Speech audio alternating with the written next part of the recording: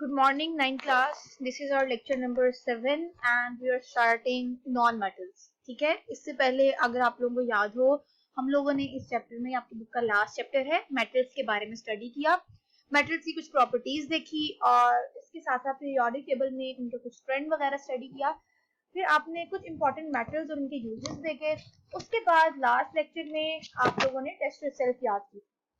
आज हम लोग नॉन मेटल स्टार्ट कर रहे हैं and it's on page number 145।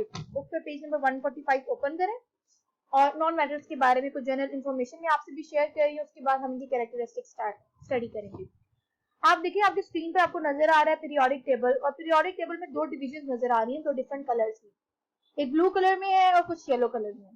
तो जो येलो कलर वाला सेक्शन है ये नॉन मेटल्स का है, ठीक है, और ब्लू कलर वाला सारा रीजन जो है वो मेटल्स को शो कर रहा है। अब उसमें मेटल्स की फिर ट्रांजिशन मेटल्स हैं, एल्कली, एल्कलाइन अर्थ मेटल्स, वो वैरायटी जो भी है वो ब्लू कलर में आ रही है सारी। येलो रीजन शो कर रहा है नॉन मेटल्स को। अब नॉन मेटल्स क्या है, इनको स्टडी करते हैं। नॉन मेटल्स की कुछ कैरेक्टरिस्टिक यहाँ पे आपको स्क्रीन पर नजर आ रही है। पहली चीज ये कि नॉन मेटल्स जो है ये कुछ ऐसे एलिमेंट्स होते हैं, पीरियोडिक टेबल में सारे एलिमेंट्स मौजूद हैं, उनमें कुछ ऐसे एलिमेंट्स होते हैं जो एनाइन फॉर्म करते हैं। एनाइन फॉर्मेशन का मतलब है नेगेटिव आयन फॉर्म करते हैं। अब नेगेटिव आयन किस तरह से बनता है, आप देखिए कि जब कोई एटम एक इलेक्ट्रॉन या एक से ज्यादा इलेक्ट्रॉन, जब भी कोई एटम इलेक्ट्रॉन गेन करता है तो वो नेगेटिव आयन में कन्वर्ट हो जाता है और नेगेटिव आयन को हम कहते हैं एनाइन, ठीक है। तो इसी से आप एनाइन फॉर्मेशन से इसकी कुछ कैरेक्टरिस्टिक गेस कर सकते हैं। वो क्या है, सबसे पहले ये कि नॉन मेटल्स इलेक्ट्रॉन गेन करेंगे, और दूसरी चीज ये कि अगर इलेक्ट्रॉन गेन कर रहे हैं तो ये एनाइन फॉर्म करेंगे। उसके साथ साथ फिर ये इलेक्ट्रॉन नेगेटिव इन नेचर होंगे। इलेक्ट्रॉन नेगेटिव इन नेचर होने का मतलब क्या है, इलेक्ट्रॉन नेगेटिविटी क्या है, इसी तरह कंपेयर करते चले साथ साथ मेटल्स के साथ। मेटल में आपने इलेक्ट्रो पॉजिटिविटी के बारे में पढ़ा था कि the ability to lose electron is called electropositivity. और इलेक्ट्रो नेगेटिविटी जो है ये तो आप पहले भी स्टडी करके आए हैं पिछले चैप्टर में, जहां पे आपने कुछ ट्रेंड्स वगैरह को स्टडी किया, वहां इलेक्ट्रो नेगेटिविटी भी देखा। इलेक्ट्रोनेगेटिविटी बेसिकली क्या होता है, एटम की एबिलिटी टू अट्रैक्ट इलेक्ट्रॉन, ठीक है। कोई एटम जितना ज्यादा इलेक्ट्रॉन्स को ऐड करने की या अट्रैक्ट करने की एबिलिटी रखता है, इसका मतलब है वो उतना ही ज्यादा इलेक्ट्रॉन नेगेटिव है। और दूसरी तरफ आपने ये देखा कि इलेक्ट्रॉन गेन करने की एबिलिटी तो नॉन मेटल्स की होती है। इसका मतलब कि कोई एलिमेंट जितना strong electron negative in nature होगा वो उतनी ही ज्यादा स्ट्रॉन्ग नॉन मेटल होगा, या वो उसका उतना ही स्ट्रॉन्ग नॉन मेटेलिक कैरेक्टर होगा, ठीक है। उसके साथ है आपके पास वैलेंसी की बात अगर हम करें कि नॉन मेटल्स की वैलेंसी क्या है, कैसे गेस की जा सकती है। तो नॉन मेटल्स क्योंकि इलेक्ट्रॉन गेन करने की एबिलिटी रखते हैं, जितनी ज्यादा कोई एटम इलेक्ट्रॉन को गेन कर सकता है उतनी ही उसकी वैलेंसी होती है। अब अगर कोई ऐसा एटम है जो सिर्फ एक इलेक्ट्रॉन गेन कर सकता है, उसकी वैलेंसी -1 होगी। कोई ऐसा इलेक्ट्रॉन जो दो इलेक्ट्रॉन, कोई ऐसा एटम जो दो इलेक्ट्रॉन गेन कर सकता है, उसकी वैलेंसी 2 होगी। लाइक क्लोरीन की अगर आप बात करें तो क्लोरीन, बल्कि पूरी हैलोजन सीरीज अगर आप देख लें तो हैलोजन यहाँ पे आपको पीरियोडिक टेबल में नजर आ रहे हैं। हैलोजन का ग्रुप, ये फ्लोरीन, क्लोरीन, ब्रोमीन और आयोडीन। इस ग्रुप के सारे एलिमेंट्स जो है उनके आउटर मोस्ट शेल में 7 इलेक्ट्रॉन्स होते हैं और उन्हें अपना शेल कंप्लीट करने के लिए एक इलेक्ट्रॉन चाहिए। क्योंकि वो एक इलेक्ट्रॉन ऐड कर पाते हैं इसलिए उन पर चार्ज क्या है, -1। अब आप देखो कि वो मेटल्स जो सिर्फ और सिर्फ एक इलेक्ट्रॉन गेन कर रही हैं उनकी वैलेंसी होगी 1। वो मेटल्स जो 2 इलेक्ट्रॉन्स गेन कर सकते हैं उनकी वैलेंसी होगी 2। और इसके साथ कुछ ऐसी मेटल, नॉन मेटल्स, कुछ ऐसी नॉन मेटल्स भी हैं जो 3 इलेक्ट्रॉन्स गेन कर सकती हैं, उसे हम कहेंगे नॉन मेटल्स, जो कि वैलेंसी कैरी करती हैं 3 की। उसके साथ आप बुक पे देखें तो क्लोरीन में आपको रिएक्शन के साथ भी दिखाया गया है किस तरह से क्लोरीन एक इलेक्ट्रॉन गेन कर रहा है, उसको Cl- चार्ज आ रहा है। क्योंकि वो एक इलेक्ट्रॉन गेन कर रहा है इसलिए उस पर चार्ज भी -1 है, ठीक है।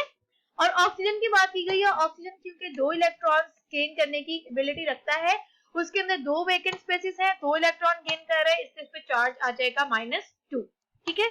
उसके साथ आपको नीचे नेक्स्ट पैराग्राफ पेज नंबर 146 पे आप देखें तो वहां पे आप क्वेश्चन भी लिख सकते हैं, what is non metallic character and also right it's trend, या फिर आप वहां पे हेडिंग दे सकते हैं नॉन मेटेलिक कैरेक्टर स्लैश आके इलेक्ट्रोनेगेटिविटी। इन दोनों में से कोई भी आप यहाँ पे हेडिंग भी कोड कर सकते हैं।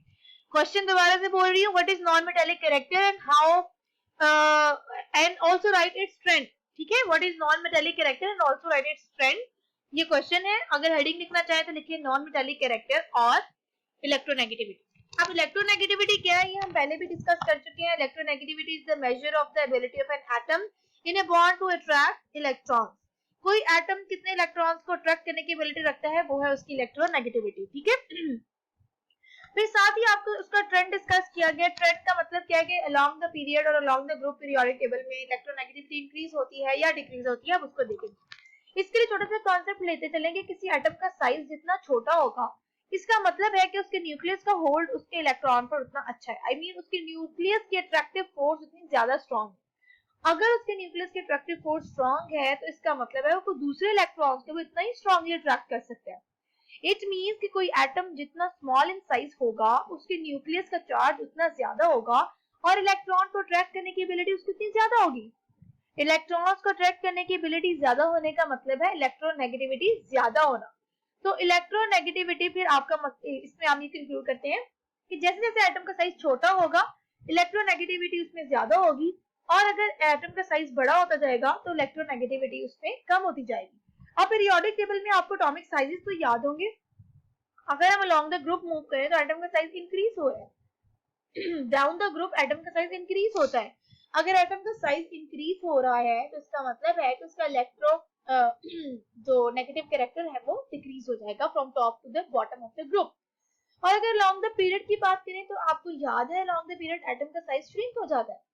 एटम का साइज श्रिंक हो रहा है अगर इसका मतलब है कि उसके न्यूक्लियस का होल्ड ज्यादा है, उसके न्यूक्लियस की पावर ज्यादा स्ट्रॉन्ग है, तो इसका मतलब along the period electronegativity increase होगी, क्योंकि एटम की एबिलिटी इलेक्ट्रॉन को अट्रैक्ट करने की ज्यादा होती चली जाती है। तो ये आपने ट्रेंड भी याद रखना है कि अलोंग द ग्रुप ट्रेंड जो है डिक्रीज होगा इलेक्ट्रोनेगेटिविटी का, और अलोंग द पीरियड इंक्रीज होगा। उसके बाद आपको कुछ नॉन मेटल्स के नेम दिए हुए नीचे वाले पैराग्राफ में। ग्रुप 16 की बात की गई है, उसमें oxygen, sulphur, selenium, these are the non metals. फिर ग्रुप 17 की बात की गई है। ग्रुप 17 तो आपको याद ही होगा, हैलोजेंस का ग्रुप है, सारी की सारी हैलोजेंस नॉन मेटल्स है। तो सेकंड वाले पैराग्राफ में आप क्वेश्चन लिखने, write the name of some non metals with their group number, ठीक है। तो आप ग्रुप नंबर के साथ नॉन मेटल्स को याद रख सकते हैं। सेकंड लास्ट ग्रुप की बात करें जो कि है आपके पास ग्रुप नंबर 17, उसमें हैलोजेंस है, उनके नाम लिख सकते हैं। ग्रुप 16 ऑक्सीजन वाला है, वो भी नॉन मेटल्स का है। ग्रुप 15 नाइट्रोजन फास्फोरस वाला है, वो भी नॉन मेटल्स है। और ग्रुप 14 में कार्बन वाला जो ग्रुप है, कार्बन सिलिकॉन वाला, तो वो भी नॉन मेटल्स है, ठीक है। तो ग्रुप नंबर के साथ आप उनके नेम्स भी याद रख सकते हैं। नेक्स्ट हम मूव कर रहे हैं प्रॉपर्टीज की तरफ। तो फिजिकल प्रॉपर्टीज सबसे पहले हम देख रहे हैं नॉन मेटल्स की, जो स्क्रीन पर नजर आ रही है। मे बी ये हो सकता है थोड़ी कम हो, आपने इसमें बाकी बुक से भी ऐड करनी है, बुक से मैं रीड कर रही हूँ। सबसे फर्स्ट प्रॉपर्टी क्या है, solid non metals are brittle. Non metal की नेचर कैसी है, ब्रिटल। ब्रिटल का मतलब होता है भुरभुरी नेचर होना। भुरभुरी, आप किसी चीज को हाथ में पकड़ो, थोड़ा सा प्रेस करो तो वो सारे के सारे पार्टिकल्स वो पाउडर सी फॉर्म में कन्वर्ट हो जाए। जैसे कुछ क्रिस्टल्स होती है ना, जोर से प्रेस करो तो वो सारी की सारी आ जाती है, उसमें भुरभुरी सी स्टेट में आ जाती है, अपनी सॉलिड स्टेट को मेंटेन नहीं रख पाती, ठीक है। तो non metal brittle in nature होती है, भुरभुरी। उसके बाद क्या है, non metals are bad conductors of heat and electricity. जी हाँ, क्योंकि नॉन मेटल्स में आयन फॉर्मेशन नहीं हो रही, इलेक्ट्रॉन्स नहीं है, जब फ्री इलेक्ट्रॉन्स नहीं होंगे तो एनर्जी कैरियर भी नहीं होंगे। तो नॉन मेटल्स जो है वो bad conductors of heat and electricity है। उसके बाद they are not shiny, they are dull except iodine. Iodine की क्रिस्टल्स जो होती हैं उनमें थोड़ी सी शाइन मौजूद है, लेकिन वो मेटालिक लस्टर नहीं है जो मेटल्स की शाइन होती है। तो उसके बाद आपने ये देख लिया कि मेटल्स जो होती हैं ये शाइनी नहीं होती और डल होती है। नेक्स्ट क्या है, they are generally soft. Soft का मतलब क्या है, कोई चीज जो कि हाथ में रखो तो वो प्रेस हो जाए। एक एक्सेप्शन दी गई है, एक्सेप्ट डायमंड। डायमंड के अलावा सारी नॉन मेटल्स क्या है, soft. They have low melting and boiling point.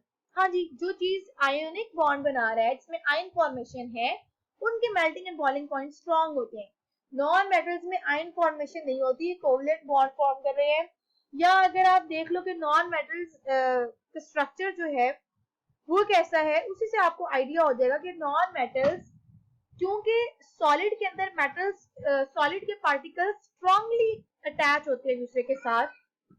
जितना पार्टिकल स्ट्रांगली अटैच होंगे उनको मेल्ट करवाना उतना डिफिकल्ट होगा, तो melting and boiling points high हो जाएंगे। जबकि नॉन मेटल्स की अगर आप बात करें, तभी हमने ये देखा कि नॉन मेटल्स ब्रिटल हैं, सॉफ्ट हैं। इट मीन्स कि इनके पार्टिकल्स जो है वो टाइटली पैक नहीं है। अगर पार्टिकल्स टाइटली पैक नहीं है तो उनको मेल्ट करवाना रिलेटिवली इजी होगा एज कंपेयर टू मेटल्स, ठीक है। उसके बाद आपके पास स्टार्ट हो जाएंगी इनकी केमिकल प्रॉपर्टीज। तो केमिकल प्रॉपर्टीज में बुक से स्टडी कर रही हूँ। अच्छा स्टूडेंट्स, आपने याद रखना है ये आपकी 2 डेज की डायरी है, ठीक है। डायरी आपको स्प्लिट करके दे दी जाएगी, उसके अकॉर्डिंग आप याद करेंगे और आप इस टॉपिक को 2 दिन में डिवाइड कर सकते हैं। जितना आप एक दिन में याद कर सके, रिमेनिंग आपको सेकंड डे में करना है, ठीक है। ये मंडे और ट्यूसडे 2 दिन की डायरी है। नेक्स्ट है आपके पास केमिकल प्रॉपर्टीज। तो केमिकल प्रॉपर्टीज में देखें, their valence shells are deficient of electrons, therefore they readily accept electrons to complete their valence shells and become stable. यही बात हमने पहले देखी कि अगर हम पीरियोडिक टेबल की बात करें उसमें नॉन मेटल्स जो आपको दिखाई गई है, फ्लोरीन की बात करें, इनके आउटर मोस्ट शेल में 7 इलेक्ट्रॉन्स हैं। शेल कंप्लीट करने के लिए इन्हें 8 इलेक्ट्रॉन्स होने चाहिए, तो 1 इलेक्ट्रॉन और चाहिए। ऑक्सीजन की बात करें तो ऑक्सीजन के आउटर मोस्ट शेल में 6 इलेक्ट्रॉन्स हैं और उसे शेल कंप्लीट करने के लिए 2 इलेक्ट्रॉन्स चाहिए। सेम विद नाइट्रोजन, उसे अपना शेल कंप्लीट करने के लिए 3 इलेक्ट्रॉन्स चाहिए। तो यही बात आपको इसकी फर्स्ट प्रॉपर्टी में बताई गई है कि जो नॉन मेटल्स होती हैं ये इलेक्ट्रॉन डेफिशिएंट होती है। इसका मतलब इनमें इलेक्ट्रॉन्स की कमी होती है। इलेक्ट्रॉन्स का नंबर पूरा करने के लिए इन्हें इलेक्ट्रॉन गेन या एक्सेप्ट करने पड़ते हैं। सेकंड थिंग क्या है, they form ionic compounds with metals and covalent compound bye reacting with other non metals. अब ये कंडीशन याद रखने की है कि अगर नॉन मेटल किसी मेटल से रिएक्ट करेगी तो ये आयोनिक बॉन्ड बनाएगी, लेकिन अगर नॉन मेटल से रिएक्ट कर रही है तो कोवलेंट बॉन्ड होगा। लाइक क्लोरीन की एग्जांपल लें, क्लोरीन एक नॉन मेटल है और जब ये किसी मेटल, सोडियम जैसे कि एक मेटल है, उससे रिएक्ट करेगी तो ये आयोनिक कंपाउंड बना रही है, NaCl, सोडियम क्लोराइड। लेकिन अगर आपके पास कोई नॉन मेटल किसी नॉन मेटल से रिएक्ट करे, like carbon is a non metal and oxygen is also a non metal, when these two non-metals react with each other they form a covalent compound which is carbon dioxide. तो examples को mind में रखते हुए properties को याद रखना है। Next है आपके पास non metal usually do not react with water. जी, क्योंकि आपको फिनोमेना पता है, लाइक डिसॉल्व्स लाइक। तो नॉन मेटल्स जो है ये तो यूजुअली अगर इनकी नेचर आयनिक नहीं है, पोलर नेचर नहीं है इनकी, तो वाटर में डिसॉल्व नहीं हो सकते। वाटर में आयनिक कंपाउंड डिसॉल्व होते हैं। अगर नॉन मेटल, यूजुअली का मतलब इसलिए लिखा हुआ है कि नॉन मेटल्स जो हैं अगर तो आयोनिक फॉर्म में तो फिर तो डिसॉल्व हो जाएंगे, बट नॉन मेटल्स अगर नॉन मेटल से रिएक्ट किया हुआ है तो फिर ये वाटर में डिसॉल्व नहीं हो सकती, इसलिए लिखा है they usually do not react with water. ये ऐसा नहीं है कि they do not react with water, they react but they take some time and under a certain condition. Okay, next है they do not react with dilute acids but because non-metals are themselves electron acceptor. अब acids क्या करते हैं, acid तो वही है ना जो प्रोटॉन एक्सेप्ट कर रहा है, या आपके पास देखिए सॉरी एसिड जो प्रोटॉन डोनेट करते हैं, तो जितने ज्यादा प्रोटॉन डोनेट करेगा उतना स्ट्रॉन्ग एसिड होगा। अब एसिड प्रोटॉन डोनेट कर रहा है बट नॉन मेटल को तो इलेक्ट्रॉन्स चाहिए, इसीलिए क्योंकि एसिड इन्हें इलेक्ट्रॉन प्रोवाइड नहीं कर सकता, that's why they do not react with acids. ठीक है, अब यहाँ पर आप डिफरेंस देख लें, मेटल्स में लिखा हुआ है, नॉन मेटल्स में non metals usually do not react with water, but acids के केस में क्लियरली लिखा हुआ है दे do not react with dilute acids, कि वो बिल्कुल भी उससे रिएक्ट नहीं कर रहे। उसके बाद आपको इलेक्ट्रोनेगेटिविटी का ट्रेंड दिया हुआ है बुक में।